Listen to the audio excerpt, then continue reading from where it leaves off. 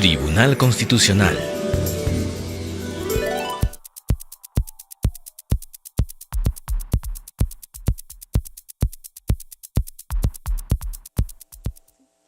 Buenos días, de pie por favor. Audiencia pública de la Sala Primera del Tribunal Constitucional, Lima, 22 de octubre del 2018, presidida por el magistrado señor Carlos Ramos Núñez e integrada por los magistrados señores Marianela Ledesma Narváez y Eloy Espinosa Saldaña Barrera. Secretaria de la Primera Sala, Helen Tamariz Reyes.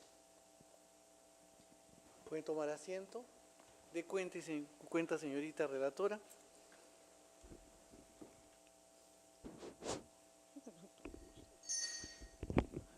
Buenos días, señor presidente. Buenos días, señores magistrados. A continuación voy a dar lectura de las causas en las que las partes han solicitado informar oralmente.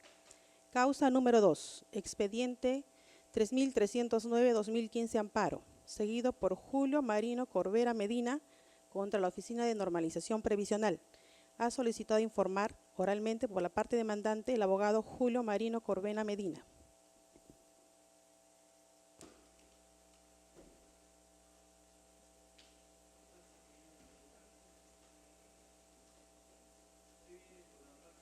Andante, ¿no? Perfecto. Puede hacer uso de la palabra.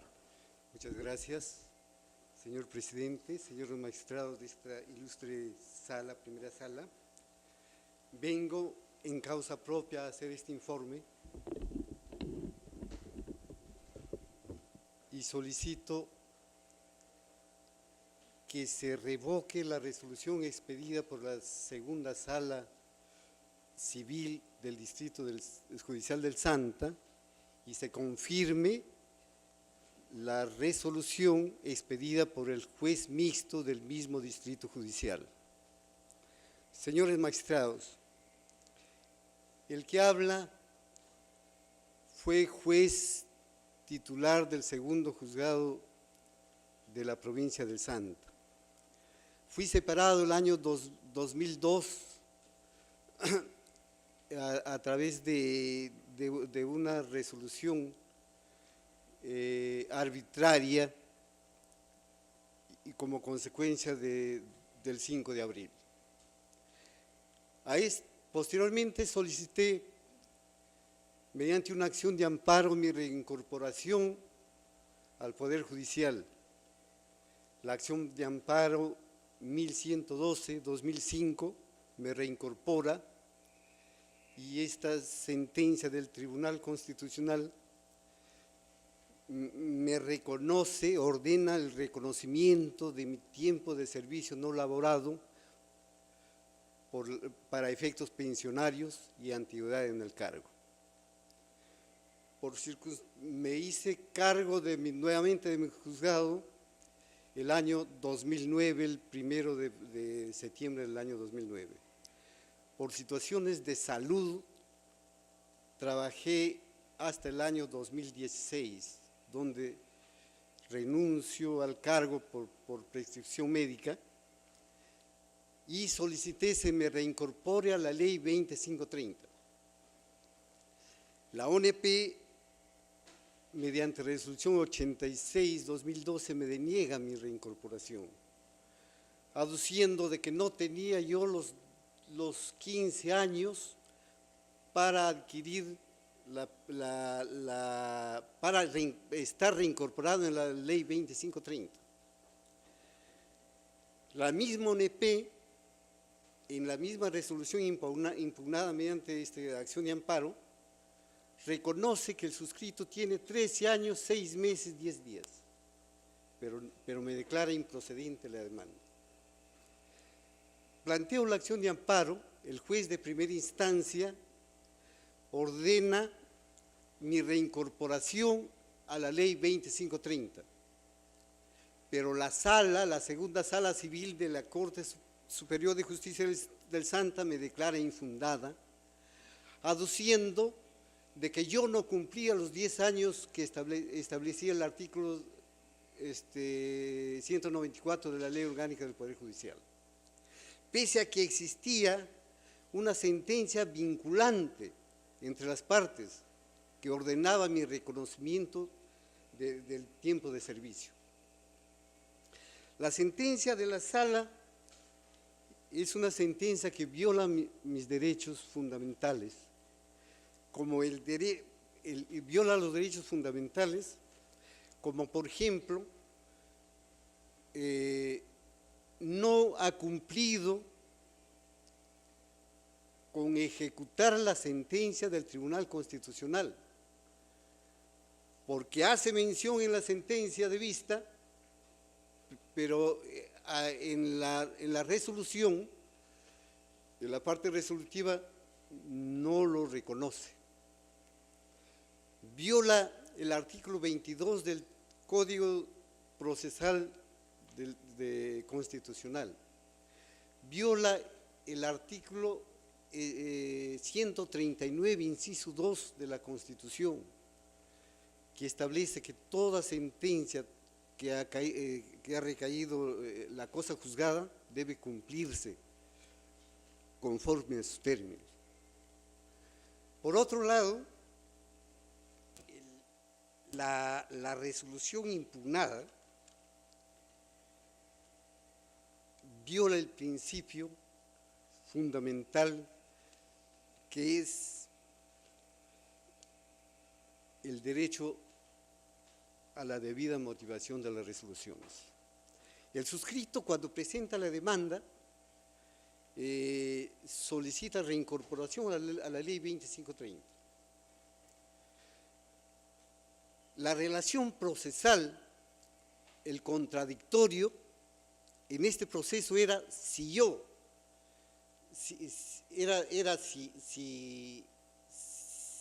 con 15 años, como decía la ONP, yo tenía derecho a la 2530, o con 10 años que establece la ley. Ese era el aspecto contradictorio en el proceso. Señor abogado, culmine usted, por favor, porque ya nos ha quedado claro. ¿Pudiera usted cerrar su intervención? Porque hay intervenciones de otros colegas. Bien. Se ha violado también el derecho a la razonabilidad. Y en esto quiero enfatizar un pequeño tema. Cuando se dice que yo no puedo ser incluido en la 2530 debido a que no presenté dentro de los 90 días hábiles mi solicitud de reincorporación, incorporación a la 2530. ¿Cómo podía solicitar yo cuando yo estaba fuera del Poder Judicial? Nadie me había reconocido el derecho. Después de 7 años me reincorporan. Entonces, eso es irrazonable que se me pida a mí que haya, sin que sea en ese momento era nadie, pedir dentro de los 90 días. Y para terminar, señor presidente, ya hay una sentencia del Pleno del Tribunal publicada el 24 de julio, la sentencia número 181-2012 PATC, el caso del señor Carlos Alberto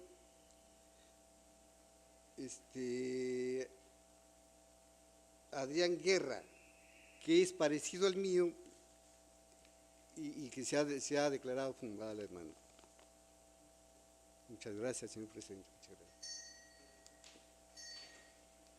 Causa número 4, expediente 6044-2015 amparo, seguido por Norberto Agurto Céspedes contra la Oficina de Normalización Previsional. Ha solicitado informar oralmente por la parte demandante la abogada Elizabeth Giovanna Soria Vaca. Adelante, por favor. También ha pedido informar el abogado de la parte emplazada. Así, señor presidente, por la parte demandada también ha solicitado informar el doctor Arturo Manuel Salvador Edwards. Muy bien. Haga uso de la palabra, señorita abogada. Gracias.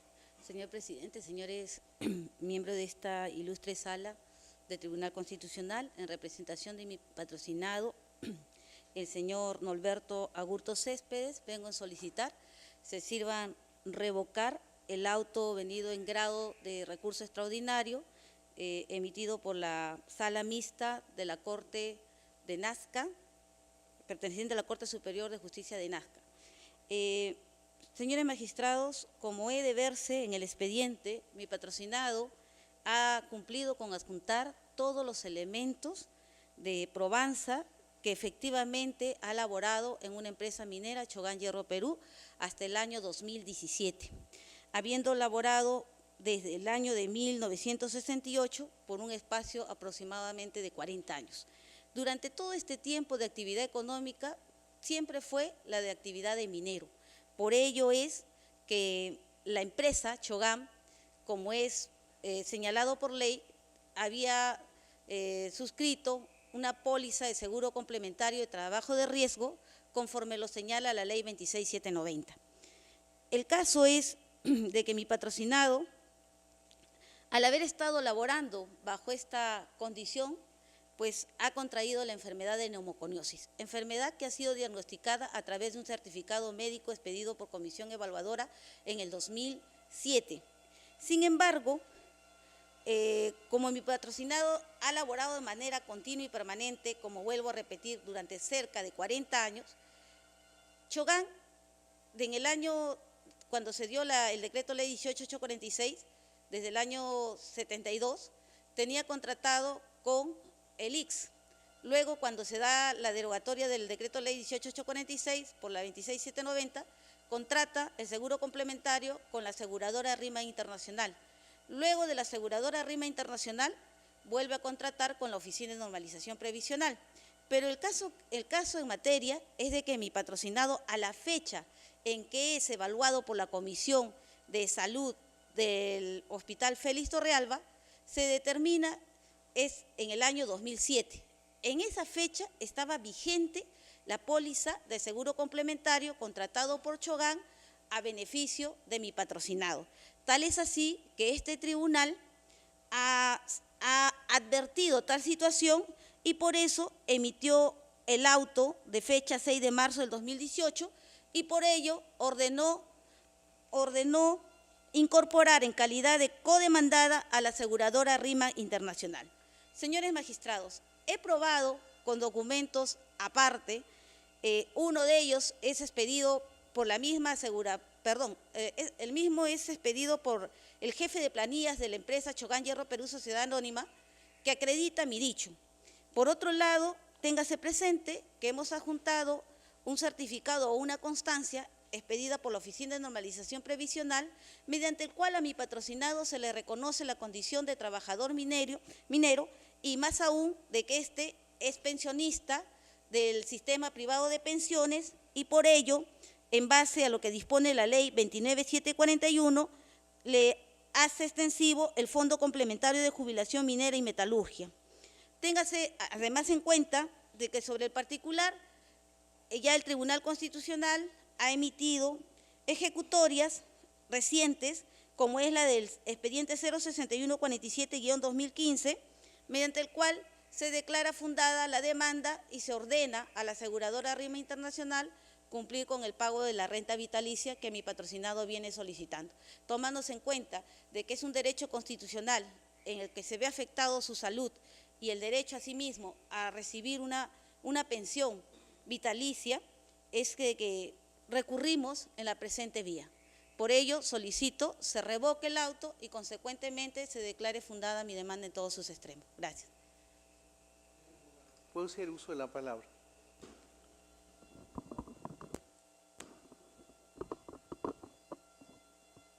Gracias. Señor presidente, señores magistrados, buenos días ante todo. En efecto, tal como menciona mi colega, ¿no?, abogada de la parte demandante, RIMAX Seguros, la empresa a la que yo patrocino, ha sido incorporada a través del auto de fecha 6 de marzo del 2018, ¿no?, en vista que, si tienen en cuenta que la parte demandante inició una demanda contra la Oficina de Normalización Previsional, ¿no? En mérito a ello se nos incorporó y nuestra parte ha contestado la demanda, lo cual vengo a oralizar en este acto. Señor magistrado, se debe tener presente que ya el señor Norberto Agurto Céspedes inició 2 procesos de amparo contra nuestra empresa. Ambos procesos han concluido. Ello no ha sido mencionado por mi colega. En efecto, inclusive, señores magistrados, con los mismos medios probatorios, con el mismo certificado del Hospital Gutiérrez, que establece 55% por neumoconiosis, y en el segundo proceso también presentó el mismo certificado. Respecto al primer proceso, dicha demanda de amparo llegó al Tribunal Constitucional, llegó a a esta instancia y en esa instancia el recurso de agravio se declaró improcedente. ¿Cuál fue el motivo para declarar improcedencia? Que había contradicción de exámenes médicos. El que presenta la parte demandante, que lo ha vuelto a presentar en este proceso, y el que nosotros, RIMAC Seguros, presentó en ese momento, que es el certificado de la Comisión Médica Calificadora de Incapacidad de las entidades prestadoras de salud, que de manera contradictoria al certificado que sustenta la demanda estableció que el demandante, el señor Agurto, tenía un menoscabo del 22.65% por moderada hipoacusia bilateral neurosensorial. En mérito de ello, ya el Tribunal Constitucional, como le repito, mediante auto o mediante resolución de fecha 9 de marzo del 2010, declaró la improcedencia de la demanda, indicando que el proceso de amparo no era la vía idónea y que tenía que irse por la vía ordinaria. Hay un pronunciamiento que obliga a las partes y es sobre la misma pretensión. Sin perjuicio de ello, en el año 2011, la parte demandante vuelve a presentar otra demanda, perdón. Y esta demanda, se concluyó con una sentencia del juzgado mixto, voy a mencionarle cuál es, doctores, el juzgado mixto de investigación preparatoria de Marcona, que nuevamente declaró improcedente la demanda, nuevamente señalando, y en la misma línea del Tribunal Constitucional, que se declarara la improcedencia de la demanda por contradicción de evaluaciones médicas. Este proceso de amparo, señores magistrados, o dicha resolución del segundo proceso que le menciono, no fue impugnada y por ello se declaró consentida. Como vemos, señores magistrados, tenemos las mismas partes, los mismos hechos, los mismos medios probatorios de los dos procesos anteriores, por lo cual solicitamos que, como se declaró anteriormente, se declare infundado el recurso de agravio y se declare improcedente de la demanda contra nuestra empresa, repito, que ya ha sido demandada en 2 oportunidades y el propio tribunal estableció que la vía ordinaria, que la vía idónea es la vía ordinaria, ¿no?, en vista de esta contradicción de evaluaciones médicas. Adelante, muy breve, por favor. Sí, solamente para precisar, desconocía la existencia de 2 expedientes similares, pero quisiera hacer invocación a lo siguiente. Sobre los informes que fueron redactados por las EPS que expidió RIMAC Internacional, en muchos casos se cuestionó esos certificados médicos porque fueron expedidos por miembros, sobre todo un neumólogo, el cual fue cuestionado y se tramitó una denuncia penal contra ese médico. Desconozco si es el mismo, pero además téngase en cuenta, señor magistrado, que sobre la enfermedad profesional nosotros hemos acreditado que mi patrocinado ha venido elaborando hasta el año 2017 y por ende, él, si bien es cierto, la enfermedad ha sido diagnosticada en el 2007, pues no puedo dejar de mencionar que el Tribunal Constitucional en nuevas ejecutorias ha tomado en consideración, ¿no?, el certificado expedido por comisión. 2, ha tomado en cuenta que se haya adjuntado que el señor reciba una pensión de jubilación minera, se ha aprobado el nexo de causalidad y más aún invoco a ejecutorias recientes en el que se ha considerado la misma situación, similar a la de mi patrocinado, y en aras de que este señor viene buscando más de 10 años, se le reconozca un derecho que está amparado en la documentación abundante que existe en el expediente, más aún si se tiene en consideración que RIMAC Internacional contrató la póliza, le dio y el empleador, empresa Chogan Hierro Perú, pagó durante muchos años esa póliza. Entonces ahora el que debe de cumplir con pagar esa cobertura es RIMAC Internacional. Gracias. Respecto al tema de la denuncia que siempre se menciona ante este tribunal respecto a los médicos de la Comisión de las Entidades Privadas de la Salud, solo mencionar, como ya es de conocimiento de parte de ustedes, señores magistrados, que esa denuncia fue archivada. Entonces no se puede invocar o tratar de cuestionar la idoneidad de estos médicos cuando el propio sistema de justicia ni siquiera los declaró culpables del delito que presuntamente se indicaba. Y solo finalmente señalar que los dictámenes o los certificados de la comisión de la EPS son perfectamente válidos y ha sido ratificado inclusive por la actual conformación del tribunal. Nada más, doctor. Magistrado Eloy Espinosa Saldaña va a formular una pregunta. Gracias. Vamos a conversar más bien con el abogado de la parte demandada. En realidad, el que haya pronunciamientos anteriores sobre el tema no enerva una línea jurisprudencial que hemos establecido y que usted conoce bien. La posibilidad que frente a nuevos elementos de juicio, dados por autoridad competente para ello, puedan hacer una nueva evaluación para ver si la enfermedad ocupacional existe y si existe está en el porcentaje suficiente como para requerir la pensión solicitada. Entonces, con todo respeto, la referencia a pronunciamientos anteriores se relativiza porque lo que hay que ver es hoy, ahora, con los documentos presentados, cuál es la consideración a tomar en cuenta. Entonces, en ese sentido, vamos conversando un poco. ¿Cuál es la objeción que ustedes tendrían a la documentación que ha alcanzado su contraparte? Porque según la documentación que ha alcanzado su contraparte, entonces ahora, no lo del 2007, sino ahora, entonces sí estaríamos ante un porcentaje de avance de la enfermedad ocupacional que podría justificar la dación de la pensión que está solicitando. Entonces, ¿cuál es el argumento allí? ¿Autoridad incompetente? ¿Cuál es el cuestionamiento que usted hace a los documentos de ahora? No los pronunciamientos anteriores. Entonces, quisiera escuchar cuál es su argumentación allí. Gracias. Señor magistrado, con todo respeto, los nuevos documentos que usted menciona, o sea, en todo caso me gustaría precisar, la demanda del año a la que usted el año 2009 y la posterior siempre se sustentó en el certificado de fecha 28 de mayo del 2007. No es que la parte demandante haya incorporado un certificado posterior, no es que haya incorporado nuevos elementos.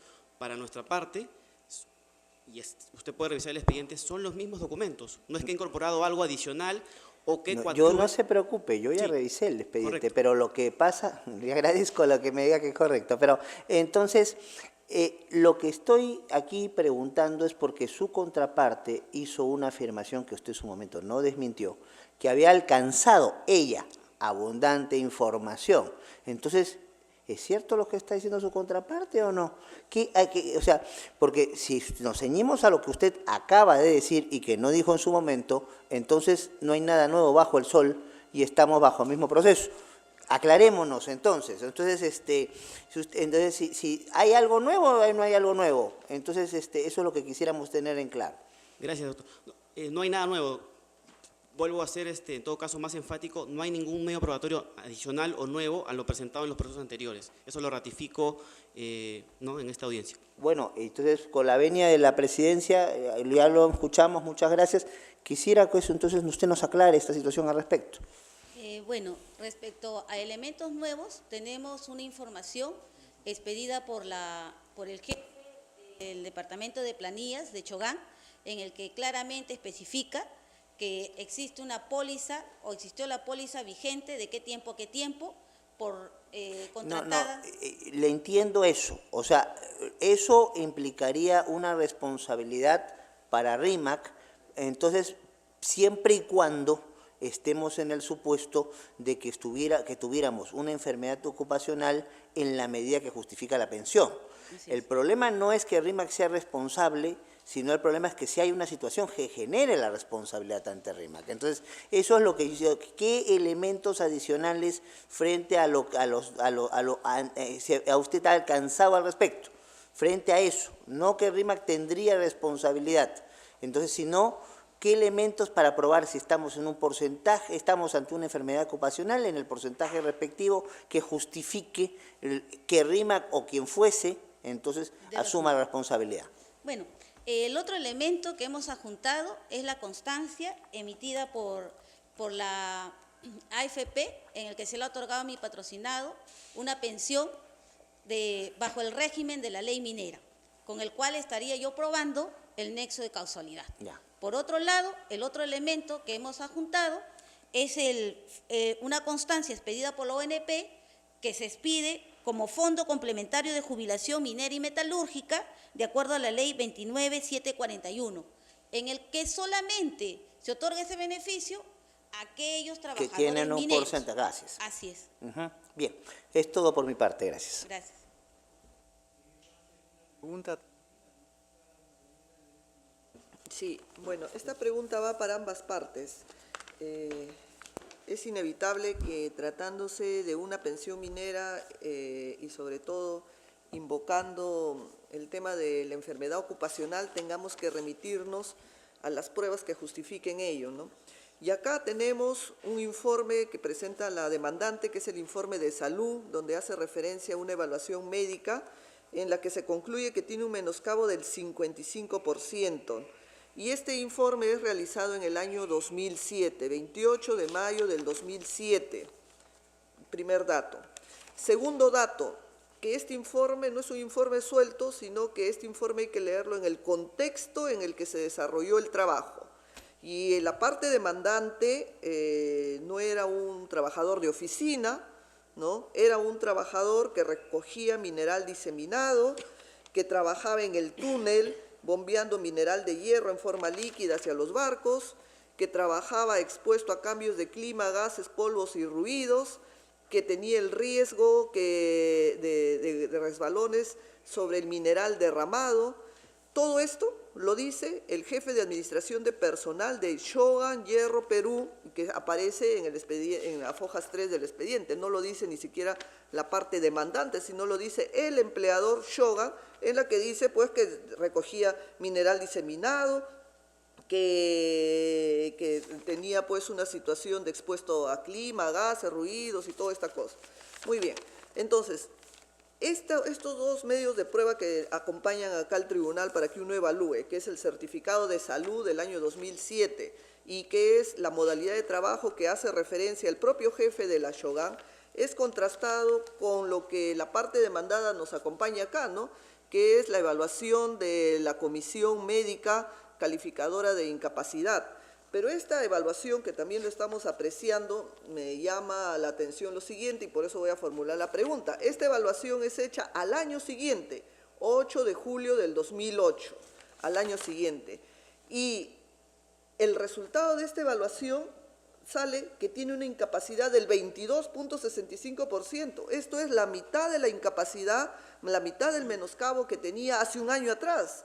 Entonces, yo no sé bajo qué referencias han sacado las mediciones para evaluar la enfermedad ocupacional, pero me gustaría que ambas partes me aclaren cómo un trabajador evaluado en salud en el año 2007 tiene un menoscabo de 55% por neumoconosis e hipoxia y cómo el mismo trabajador evaluado por la comisión calificadora al año siguiente más bien ha reducido su incapacidad.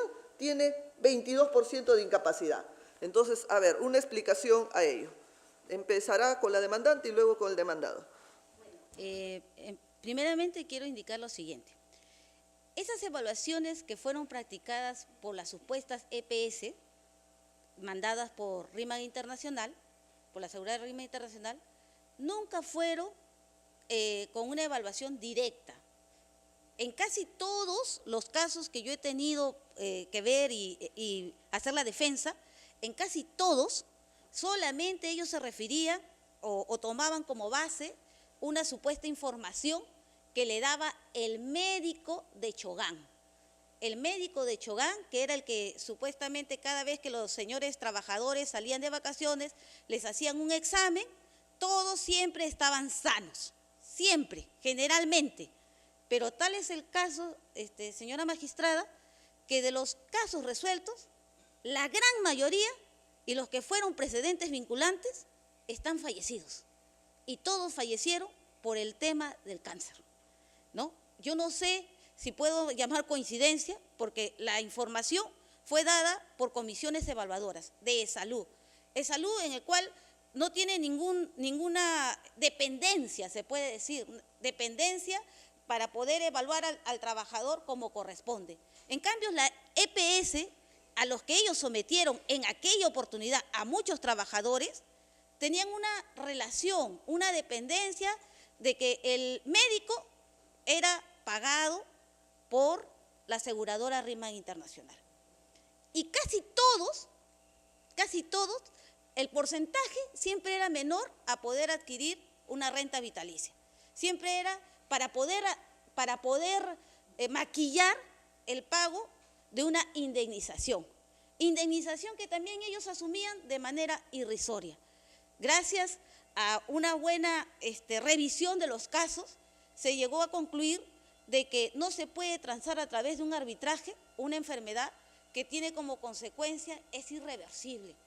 Por eso es de que cuando nosotros hemos presentado la evaluación que acompaña en el expediente y cuando demandamos a la Oficina de Normalización Previsional, ellos fueron los que ordenaron esa evaluación. Ni siquiera fue un certificado expedido a cuenta propia, sino fue la misma Oficina de Normalización Previsional la que ordenó a la comisión para que sean evaluados.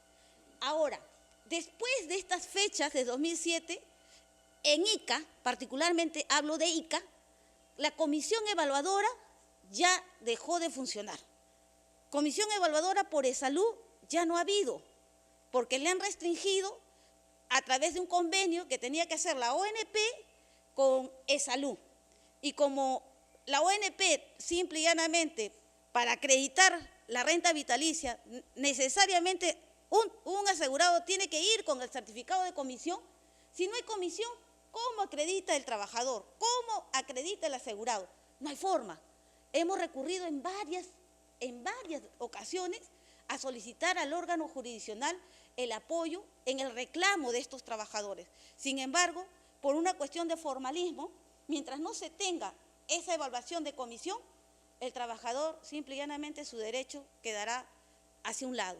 En este caso en concreto, yo puedo decir que en el 2007 el señor presentó un expediente administrativo ante la ONP y siguió todos los, se puede decir, los trámites regulares. No hubo ninguna injerencia, sino con profesionalismo y haciendo, porque cuando uno va ante un médico, lo primero que es el trato directo. Él le hace la referencia de qué padece y por qué, y le explica en las condiciones. En cambio, esas evaluaciones que se dieron en el 2008 por el RIMA o por la CPS, generalmente nunca hubo una entrevista directa, nunca. Gracias. Respecto a lo que o a la pregunta que usted formula, bueno, tenemos que tener presente que en efecto hay un resultado del Hospital de Salud que indica un menoscabo del 57%, perdón, 55%, ¿no? Neumoconiosis, hipoacusia y trauma acústico. Neumoconiosis, todavía, doctora, con todo respeto, indica neumoconiosis en primer estadio. Eso dice el propio certificado. Primera observación respecto a este aspecto, de acuerdo a lo que usted formula, tenemos que hay una resolución ministerial del año 2011 e inclusive tenemos una anterior del año 2000, donde establece cuáles son los grados de menoscabo, teniendo en consideración el tipo de neumoconiosis. Y si podemos apreciar neumoconiosis grado 1, el porcentaje que tendría que tener es superior inclusive al porcentaje que se indica acá, en el certificado 55%. Si el señor tuviera hipoacusia y trauma acústico, el porcentaje inclusive es mayor. Y si tomamos en consideración los factores complementarios, ¿qué quiero mencionar con ello, doctora, con su pregunta? Es que el resultado que se indica acá, de por sí, y conforme hemos sido nosotros instruidos o en todo caso informados por los médicos neumólogos, los especialistas que son básicamente lo que diagnostican, para nosotros este resultado no es certero por los aspectos que le estoy mencionando y que en todo caso me gustaría que usted tenga en consideración. Respecto al certificado de la comisión de EPS, ¿no? La parte demandante, mi colega, indica que no se le habría entrevistado, no se le habría evaluado directamente. Respecto a ello, y también con conocimiento de ustedes, doctor, los certificados se expiden en base a informes de médicos especialistas y la comisión se reúne para verificar esos informes. No es que la comisión evalúa directamente a los trabajadores, ese es un aspecto que ya ustedes tienen claro y en todo caso es lo que yo tengo que señalar. No es que la comisión no evalúa a cada uno, la comisión se basa y tiene como insumo los informes del neumólogo para el caso de la neumoconiosis y del otorrino para el caso de la hipoacusia. Entonces, lo que menciona la colega no es correcto, ¿no? Eso es en primer lugar, y eso está señalado en la Directiva Sanitaria 003-2006, ¿no? Eso ya es de conocimiento de ustedes. Y respecto ya finalmente a la consulta que usted hace respecto a la disparidad de estos resultados, solo señalar que nuestro certificado es posterior. O sea, el certificado de salud puede señalar el padecimiento de determinada enfermedad, pero nuestro certificado es posterior y señalar claramente que el señor no tiene neumoconiosis. Para tener la neumoconiosis hay una serie de síntomas que tendría que tener y también lo que menciona es que siempre, y es una afirmación que ha hecho la colega, que es que Shogun siempre dice que todos están sanos. Bueno, esa afirmación me parece un poco poco ligera, por decirlo de alguna forma, porque ¿qué tendríamos nosotros que ver con Shogun? Que Shogun declara que todos sus trabajadores están sanos, porque lo que dice la ley es que todos los años los evalúan por norma, y si ya no pueden realizar el trabajo, tienen que tener otros trabajos que sí pueden realizar. Entonces, eso sería todo, doctora, respecto a la pregunta que usted me ha formulado, ¿no? Una repregunta. Por lo que usted ha contestado, entonces la evaluación no es una evaluación directa, sino es una evaluación de gabinete, recogiendo las placas y los exámenes de audiometría, ¿no? No es necesario que el paciente esté ahí, que el médico verifique la información, sino lo que hace es leer los antecedentes, como por ejemplo aparecen acá en los rayos X y la audiometría. Y en parte también justifica lo que usted está diciendo, porque el mismo médico ha dicho que está leyendo unas placas de octubre del 2007, ¿no? Y está certificando en el año julio del 2008 esta situación. Y además me llama la atención porque lo único que sí coincide la comisión con salud es en la hipoacusia neurosensorial, es lo único que coincide. Pero lo que nunca coinciden es que tengan neumoconiosis, ni trauma acústico. Eso sí, no hay una coincidencia. Y bueno, entonces eso es lo que quería saber, cómo así se trabajaban estos certificados. Gracias. En todo caso, tal como usted lo consulta, en efecto, como le repito, la comisión verifica el informe del especialista. Repito, no es que la comisión llama a cada trabajador y le hacemos una evaluación. No, la propia directiva sanitaria, que usted también la conoce, doctora, con todo respeto, establece que la presencia del asegurado es solo de ser necesaria, si no, no es necesario que concurra. Por eso se basa en el informe del médico neumólogo y del otorrino. Eso básicamente.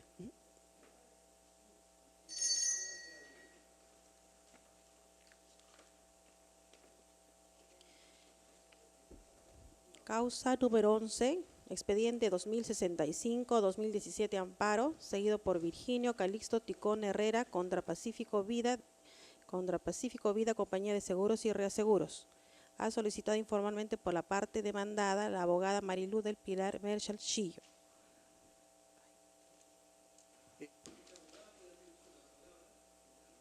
Muchas gracias, señor presidente. Muy buenos días, señores magistrados del Tribunal Constitucional.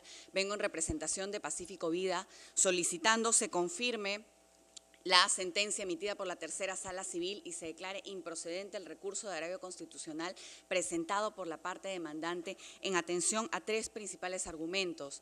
En primer lugar, que existe en el presente proceso un certificado médico contradictorio emitido por la COMEPS. En segundo lugar, porque el Hospital Médico Augusto Hernández de Mendoza de Ica, de donde proviene el certificado médico del demandante, no está autorizado para emitir certificados de invalidez de enfermedad profesional. Y en tercer lugar, porque no se ha acreditado el nexo de causalidad en el presente caso. Respecto del primer argumento, y también tomando como referencia las intervenciones previas de mis colegas respecto de un proceso similar, en el presente caso la parte demandante presenta un certificado médico del 2015, emitido por el Hospital Augusto Hernández de Mendoza de Ica. Este certificado le diagnostica al demandante 64% de menoscabo, por dos enfermedades: hipoacusia neurosensorial bilateral y trauma acústico crónico.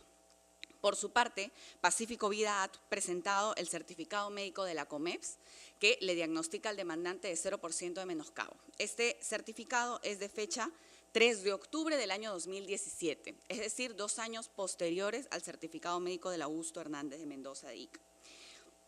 Pero, ¿por qué es importante el tema de los certificados médicos contradictorios y de la improcedencia de este tipo de procesos? Porque lo que nosotros venimos solicitando, no solamente a este tribunal, sino también en las salas civiles, es que estos procesos se tramiten, y por eso es que solicitamos la improcedencia y no que se declare infundada, para que se tramiten en la vía ordinaria. Señores magistrados del tribunal, nosotros tenemos aproximadamente 50 procesos ordinarios idénticos al que obra en autos que se están tramitando en la vía ordinaria.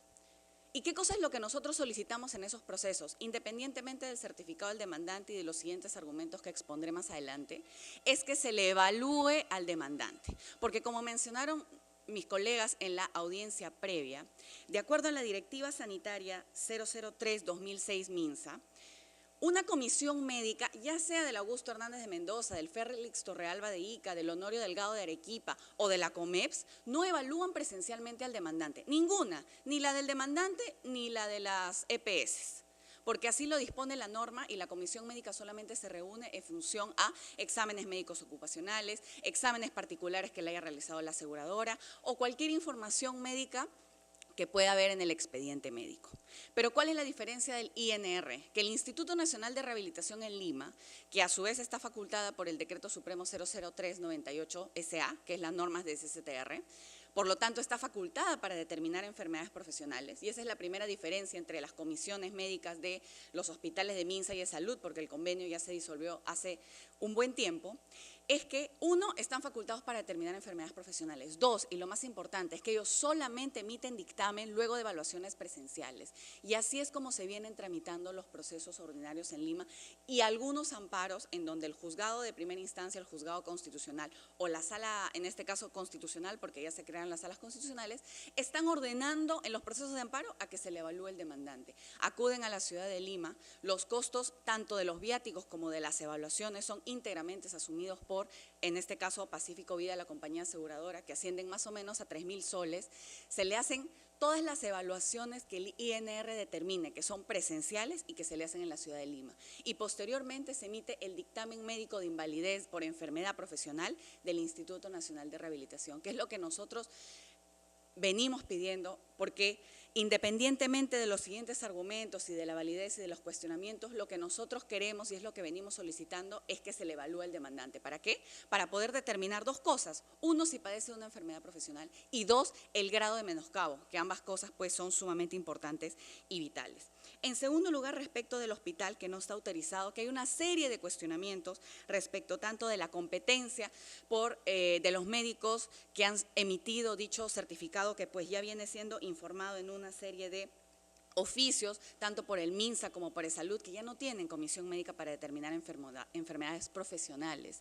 Y más bien siguen emitiendo documentos a pesar de los oficios, a pesar de cómo vienen informando MINSA y el Salud, que ya no tienen comisiones. ¿Por qué? Porque lo siguen emitiendo seguramente al amparo de las normas de la invalidez común, pero ya no tienen facultades para...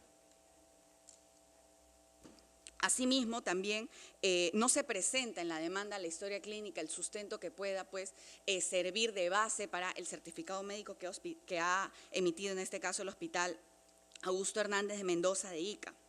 Y finalmente, respecto del nexo de causalidad, que también es importante en este caso, el demandante se desempeñó como operador equipo fundición. Ese ha sido su puesto de trabajo desde 1977 hasta el año 2015. Independientemente que el demandante se quede un menoscabo de 64% en el año 2015, de acuerdo a su certificado, igualmente resulta inverosímil que teniendo un menoscabo de 65%, pongámonos en el supuesto de que es válido el certificado del demandante, al año 2015, con un 65% de menoscabo, haya seguido trabajando por 2 años más, independientemente de que la sentencia emitida por este tribunal respecto de la incompatibilidad de percepción de pensión y de remuneración de manera simultánea va a partir de los 2/3 de invalidez, que sería 66.6%, igualmente resulta bastante cuestionable que con 65% haya estado trabajando por más de 2 años. Y finalmente nosotros solicitamos pues que este tribunal confirme los criterios que ha esgrimido en los expedientes 3950-2016, caso Serpa Echevarría, o el expediente 1844-2016, Villanueva Aguilar. ¿Por qué? Porque son procesos en los cuales el demandante se desempeñó, igual que el demandante de este proceso, como operador de equipo fundición, con lo cual hay una identidad respecto del cargo. Los certificados y los documentos presentados en el expediente son los mismos: certificado médico de Hospital de Ica y certificado de trabajo, nada más.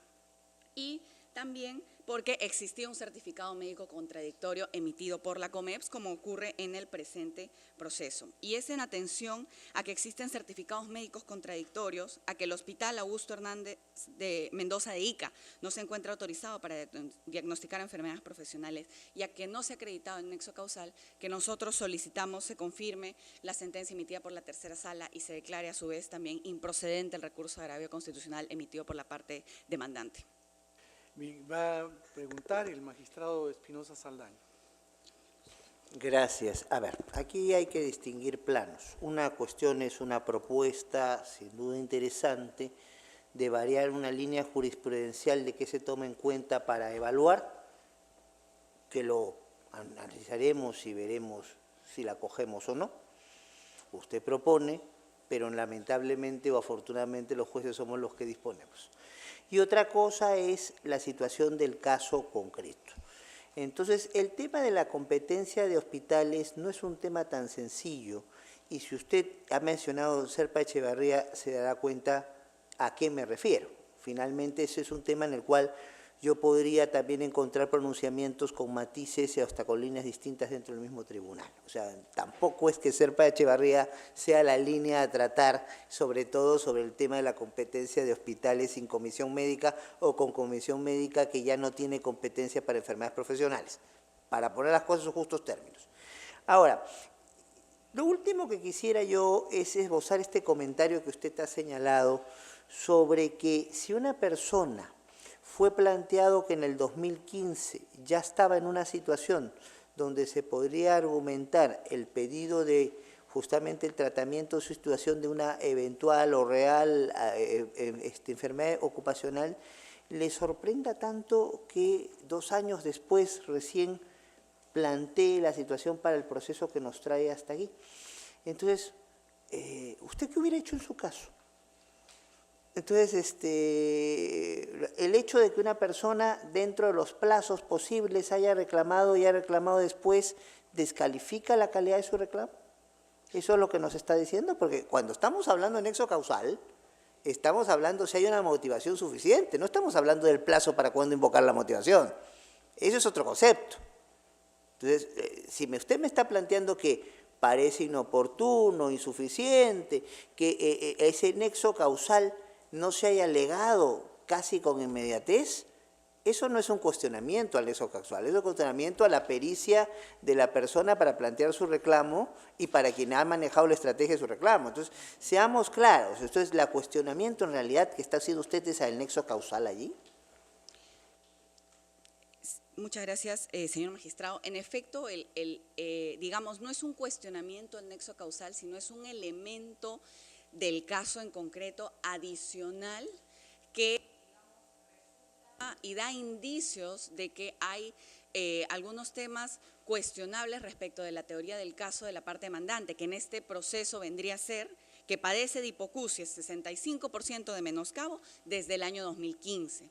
Además también pues tenemos conocimiento que tanto respecto de la vía administrativa como en un proceso judicial vía amparo o vía ordinario, no existen plazos, digamos, ¿no? Entonces no es que estemos cuestionando la posibilidad o el derecho invocado por la parte demandante al iniciar un proceso, en este caso un proceso de amparo, pero sí que resulta como un elemento o un indicio cuestionable que si tenía un menoscabo del 65%, que es como lo que alega el 2015, haya seguido trabajando, porque eso de alguna manera pues resta verosimilitud a lo alegado por la parte demandante y además se contrasta con el certificado de la COMEX 2 años posteriores en donde se diagnostica de 0%. Bueno, pero ahí entramos a un tema distinto. Entonces, cuidado, porque el análisis de un juez no puede ser el de la oportunidad de cuándo se presenta el reclamo. El análisis de un juez a tal caso en cuestión de procedencia es si estamos en el plazo para reclamar. Y lo que aquí se alega es se alega, no estoy tomando partido, porque eso lo veremos en el momento del voto. Entonces, acá lo que se está alegando es que hay una vulneración de efecto continuado. Entonces, el efecto plazo y la oportunidad, entonces no corre, y el tema de oportunidad es una evaluación que ya escapa a lo que son nosotros. O sea, usted tiene el derecho de ejercerlo, y mientras un derecho a ejercerlo, y mientras no venzan los plazos, usted lo puede ejercer mañana o cuando quiera. Entonces, tengamos claro, si la argumentación va en un mayor abundamiento, vale, pero no es el elemento para justificar un cuestionamiento nexo causal. Solamente sería eso de mi parte, gracias. Gracias. Señor presidente, va a dar cuenta usted que respecto de los demás expedientes, los abogados no se han apersonado a informar, y respecto de los demás casos, no han solicitado informar oralmente. Sí, eso es todo, magistrado.